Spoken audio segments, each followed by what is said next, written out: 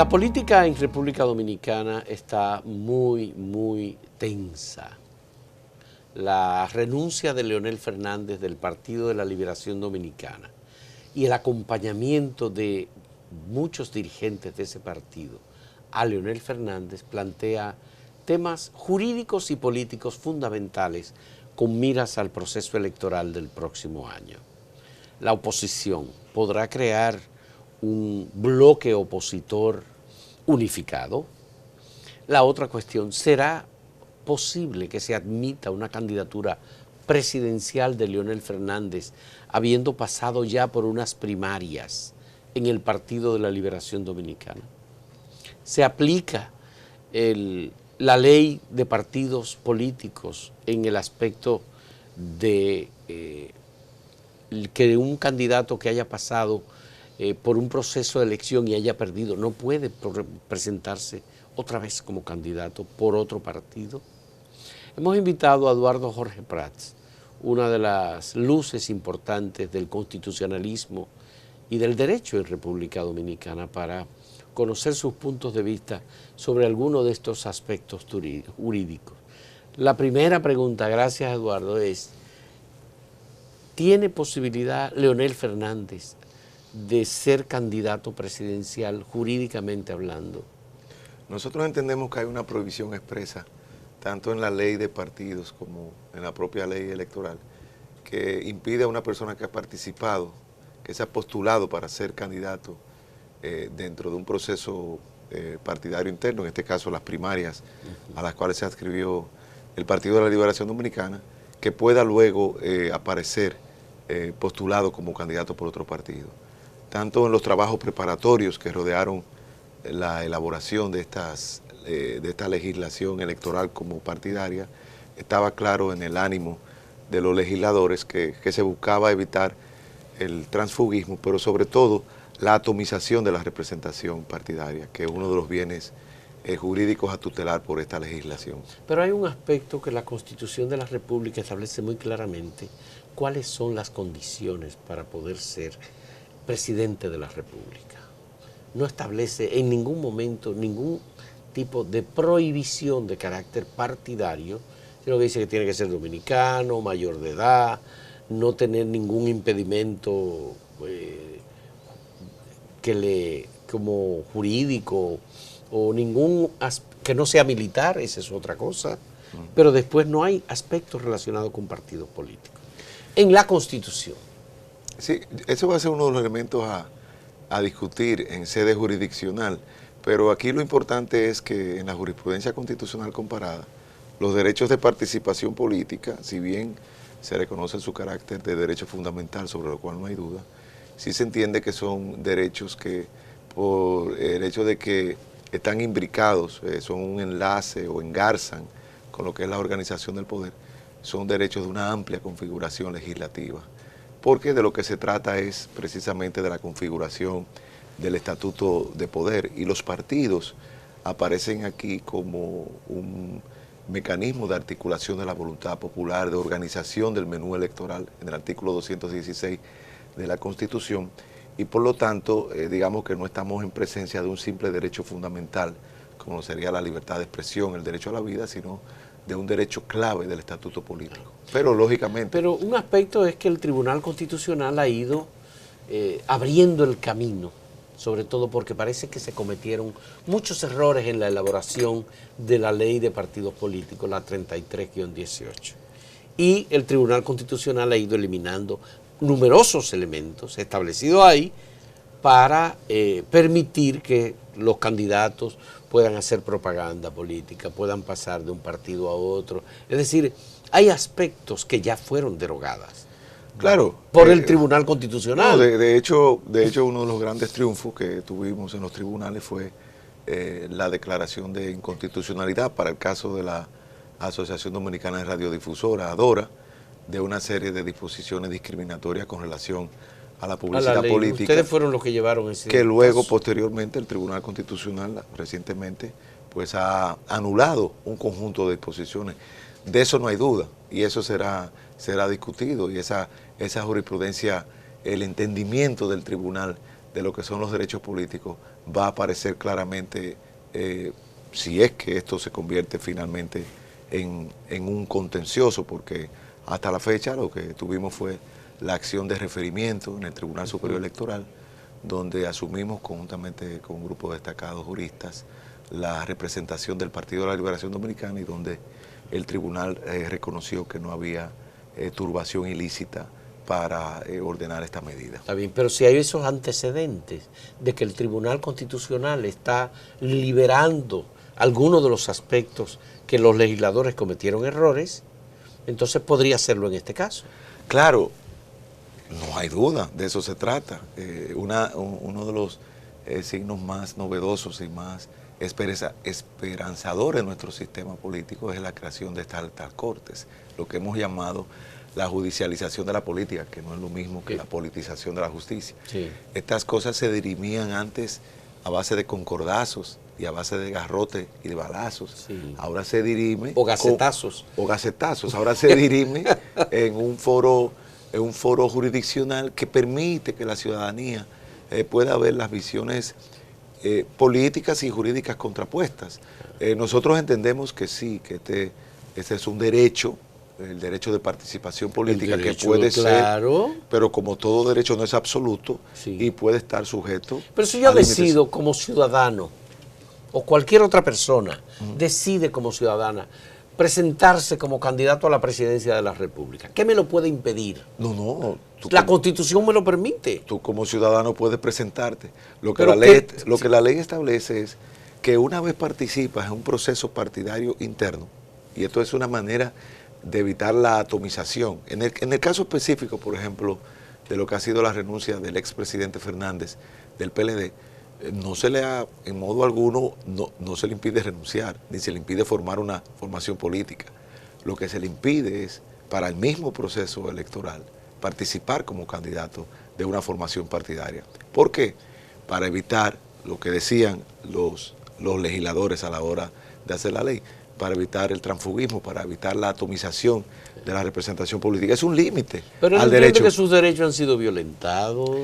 Lo que eventualmente tendrá que ver la jurisdicción es si la limitación es razonable o no. Bien. Y esa va a ser la discusión. ¿Y cuál es el tribunal competente? ¿Por dónde debe comenzar esto? Bueno, ¿por la Junta Central Electoral o el Tribunal Superior Electoral? Si hay una negativa de la Junta Central Electoral, como es de esperar, porque hay una prohibición expresa, a pesar de que algunos juristas quieren presentar como de forma dubitativa la prescripción legal, como diciendo que no habla de precandidato, y entonces la interpretación que parecerían ofrecer es la de que lo que está prohibido es que luego que tú eres electo candidato, tú aparezcas como candidato a otro partido, lo cual no tiene ningún sentido, ni ha sido nunca un problema que el legislador debió abordar. Entonces nosotros decimos, la ley tuvo que querer decir algo, tuvo que querer prohibir algo. Pero no podemos inventarlo ahora para prohibirle a un ciudadano que ha sido presidente de la República. No es inventarlo, es que está la ley, está la ley. Pero es una interpretación, Eduardo. Sí, bueno, todo está sujeto a interpretación, pero la interpretación tiene que ser una interpretación sistemática, tiene que ser una interpretación armónica. Por ejemplo, la interpretación de las Sagradas Escrituras da lugar a un sinnúmero de conjeturas. Por ejemplo, cuando Jesús decía, es más fácil que un camello entre por el ojo de una aguja que un rico entre al cielo. Bueno, uno se pone a imaginar que va a entrar por una aguja pequeña, ¿cómo va a entrar un camello por el ojo de una aguja? Pero aguja en el contexto de Palestina de la época era la entrada a lo que eran las casas reales, etcétera, o la entrada a una ciudad. Había una aguja y lógicamente había que bajarse un poquito para entrar. No era que era difícil, como el camello venía cargado, podía entrar. Entonces decía que era más fácil entrar. Entonces depende del contexto histórico, la interpretación literal o textual, sí, la interpretación teleológica, cuál es la finalidad que persigue, la interpretación histórica, cómo ha evolucionado, el origen de la ley. Es decir, todo eso está sujeto a interpretación. Pero a la larga hay una interpretación correcta. A la larga, a los ricos no le va a ser tan fácil entrar al cielo. De eso no hay duda. Pero podrá entrar. Pero no le será tan fácil. Podrá entrar, pero no le será tan fácil. Vamos a ver otros aspectos. de esa Bueno, participación. perdón, Fausto, entonces tú Sí. me decías cuál es la jurisdicción competente. No, lo vamos a hablar ahora en un muy momento. bien. Vamos a hacer una pausa en este momento. Con Eduardo Jorge Prat, abogado constitucionalista y miembro del Partido Revolucionario Dominicano, que no es dirigente, sino solo un simple miembro de ese partido. En un momento retornamos.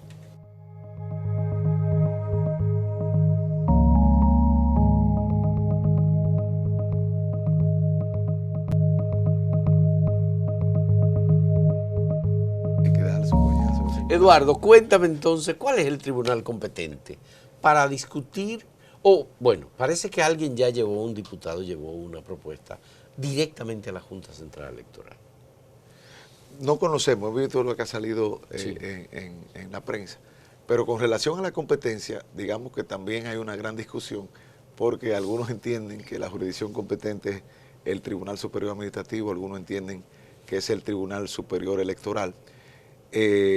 Digamos que el Tribunal Superior Electoral se ha plegado a lo que ha sido la doctrina del Tribunal Constitucional. Yo creo que a la larga, Se declara competente. yo entiendo que sería en principio el competente, pero lógicamente si no es ese, sería el Tribunal Superior Administrativo, porque en cualquier caso hay una jurisdicción que lo conocerá y finalmente el Tribunal Constitucional. Y tiene posibilidad de pasar del Tribunal Superior Electoral o del Tribunal Superior Administrativo al Tribunal Constitucional En revisión de amparo, en revisión. si es un amparo, Ya. en revisión de amparo, o si es una demanda en nulidad que hay del acto administrativo, puede pasar también en revisión, en sentencia firme, al Tribunal Constitucional cuando viene de cualquiera de esas jurisdicciones. Y en este caso, la última palabra, ¿quién la tiene? El Tribunal Constitucional. No porque sea infalible, sino porque es el último. Es la última palabra. Ya. Aunque lógicamente está también la jurisdicción interamericana. Pero lo que hemos visto en los últimos tiempos y las sentencias emitidas por el Tribunal Constitucional, ellos parece que han ido liberando un poco en sus consideraciones y conceptualizaciones sobre el tema de la participación. Claro. Todo ha sido de abrir, Claro, abrir, y abrir. y Y creo- en este caso, yo creo que podrían tomar esa decisión. Mira, Favorable a que él participe. claro, yo entiendo que el Tribunal Constitucional ha cumplido un rol fundamental. Por un lado, el Tribunal Superior Electoral, en sus dos etapas, ha cumplido una misión que ha sido la juridificación de la política. Eso definitivamente que hoy se citan los precedentes del Tribunal Superior Electoral como clave para la interpretación. Y lo mismo ha hecho el Tribunal Constitucional con esta jurisprudencia que tú señalas, que abre los canales de participación. Pero, lógicamente, eso no te anticipa una decisión sobre esto porque aquí hay elementos muy claros que militan hacia la limitación de ese derecho de participación política que tiene una persona que se ha postulado en un proceso interno para ser candidato de un partido, lo que Cristóbal Rodríguez llama el que ha sido candidato para ser candidato. Entonces, si hay una restricción, esa restricción no solamente se va a mantener para el nivel presidencial, sino que aplica para los demás niveles.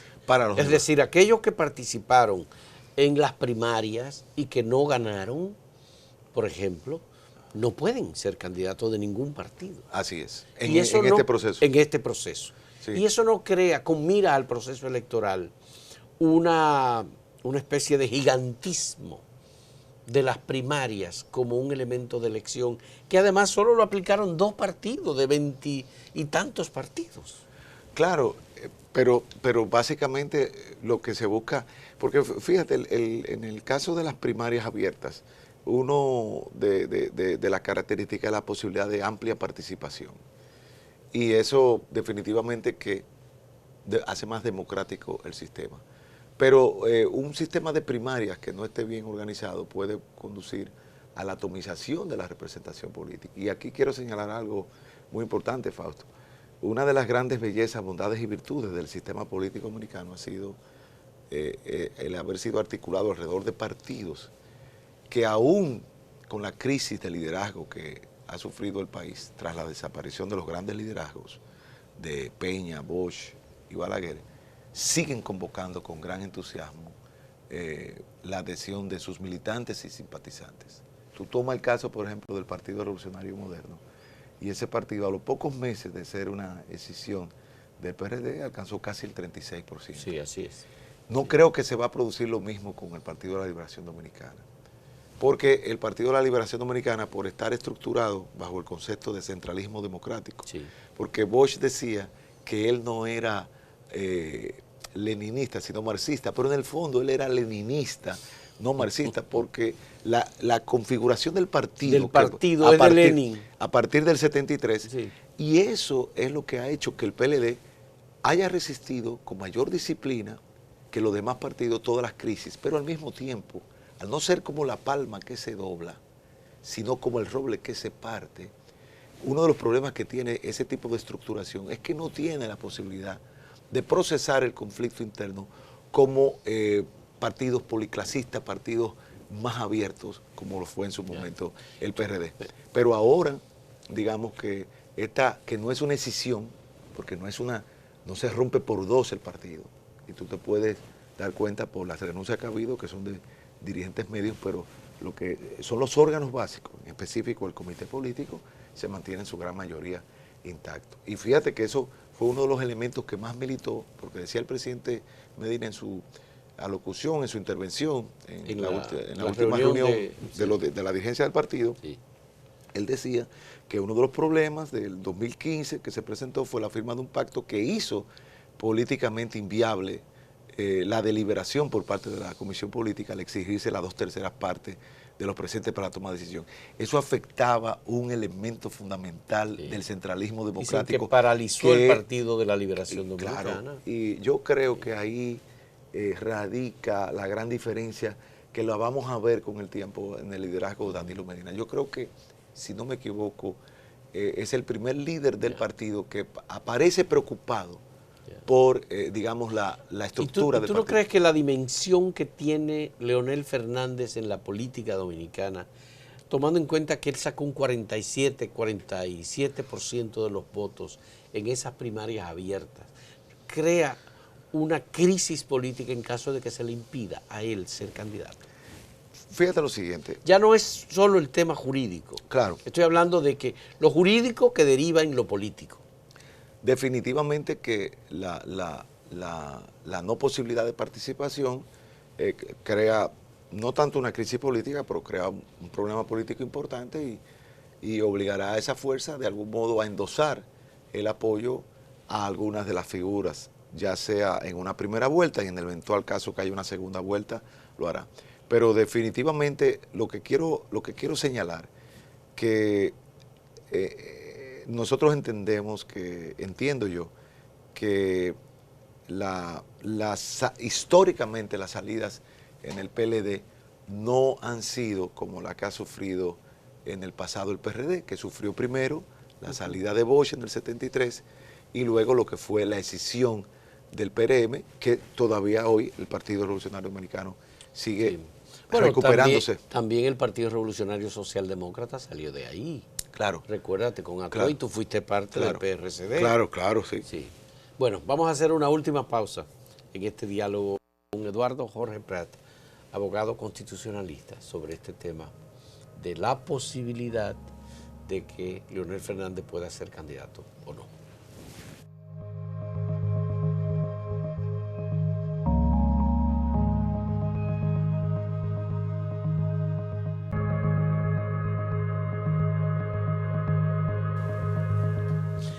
Habría una opción incluso para Leonel Fernández, no siendo él candidato presidencial, y es que dentro de su propio grupo él busque a otra persona como candidato.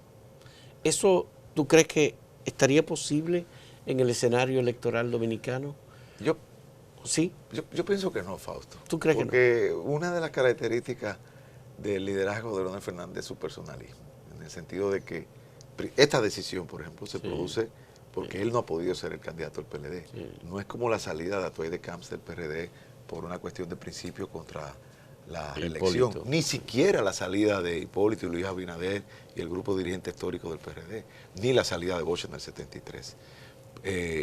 Incluso en lo que ha sido la historia reciente, los últimos 10 años, 15 años del PLD, digamos que el expresidente Fernández ha tenido la posibilidad de endosar a figuras, como el propio caso de su señora esposa, la vicepresidenta de la República, Margarita Cedeño de Fernández, y no lo ha hecho. Digamos que si hay un apoyo, será un apoyo a los candidatos que presente su partido. Pero aquí va entonces a jugar un rol importante la comunidad internacional. Él tiene muy buenas relaciones y ha recurrido continuamente a mencionar Estados Unidos, Unión Europea, Organización de Estados Americanos. Él es un observador permanente de procesos electorales, intermediador o mediador en algunos casos, escogido por esos organismos. Mira, hay un elemento importante, Fausto. La Junta va a tener que... hay un elemento importante. Sí. La confianza se pierde cuando se pierde la confianza, como sabe todo aquel que se ha casado alguna vez. Eso es clave, confianza. Y es importante que la Junta Central Electoral fortalezca la confianza de la ciudadanía. Entonces, todo lo que la Junta Central Electoral pueda hacer para fortalecer esa confianza se debe hacer. Sobre todo, porque yo temo que a la luz de lo que han sido los acontecimientos del hemisferio, en donde a partir de un caldo social que siempre ha estado presente en nuestros países, que es la injusticia del sistema redistributivo, del sistema económico, del sistema político, en sentido general, eso ha sido aprovechado por lo que yo llamo una entente conspirativa de la izquierda hemisférica, pero sobre todo la izquierda bolivariana, como lo ha confesado el propio Cabello en Venezuela, aunque luego echaron para atrás. Sí. Y eso es muy... Y Maduro también lo ha confesado. Eso es muy importante, sí, porque la República Dominicana ya vivió lo que fue una conspiración contra el turismo dominicano, que es la industria básica de nuestro país. Eso ha significado a nosotros... todavía tenemos una baja en una baja la industria turística. Y nosotros no nos podemos dar el lujo de ver una destrucción de nuestras plazas públicas, de nuestros comercios, por descabezados, descabellados y cabezas calientes que quieran aprovechar una Porque una cosa es la campaña interna del PLD, que es una primaria interna, y otra cosa es que a él le impidan ser candidato presidencial. Claro, pero lo que digo, si hay protestas, deben ser pacíficas. Pero nosotros lo que no podemos permitir como nación, principalmente aquellos que hablan mucho de soberanía nacional, pero soberanía básicamente para hablar de la bandera, o para hablar contra los haitianos, o contra los dominicanos que fueron desnacionalizados. Estamos hablando de que tenemos también que preservarnos contra la desestabilización provocada principalmente por la actitud de República Dominicana frente al apoyo a las fuerzas democráticas que piden la transición democrática en Venezuela. Eso es muy importante. Mira lo que ha pasado en Chile, una rebelión prácticamente, en Ecuador una rebelión también. Colombia también, hay muy serias dificultades, aparte de todos los otros países en donde también, Bolivia que tiene un proceso electoral. Pero hasta en España, y fíjate, si tú analizas las noticias, tú te darás cuenta que en el caso de España, por ejemplo, y en otros casos también en Ecuador, hay la participación de extranjeros. También. Sí, ciertamente. Porque hay una tecnología de la conspiración. Sí. Yo no me estoy refiriendo a la protesta de Hong Kong, donde los chinos, los jóvenes estudiantes chinos han hecho de todo para evitar el reconocimiento facial, por ejemplo, etcétera. Eso es muy normal. En la guerra del 65, los comandos se organizaron y hay formas de organización ciudadana normales. No, yo estoy hablando de agitadores profesionales. ¿Tú crees que aquí podría haber como resultado del impedimento a Leonel para que vaya a las elecciones? Yo digo que nosotros tenemos... ¿Una conspiración? Nosotros tenemos que cuidarnos. Nosotros tenemos que cuidarnos de que, no esto, no. Incluso cualquier otro evento político que pueda ocurrir. Nosotros tenemos que trabajar para un proceso electoral con estabilidad, con paz, con participación plural de todos, porque la ciudadanía lo que quiere es votar. Y nosotros tenemos que fortalecer a la Junta Central Electoral. Nosotros tenemos que sancionar efectivamente una de las cosas más perversas, y lo ha dicho Juan Bolívar Díaz, que es la compra de cédulas. Compra que ya no tiene finalidad de que haya un voto, sino que lo que tiene la finalidad de que la gente no vote, y eso es lo más perverso que se puede realizar.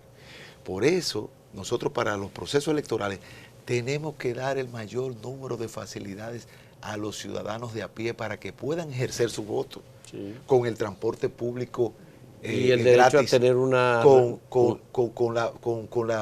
el fortalecimiento de las estancias infantiles para que las mujeres solteras puedan ir a votar.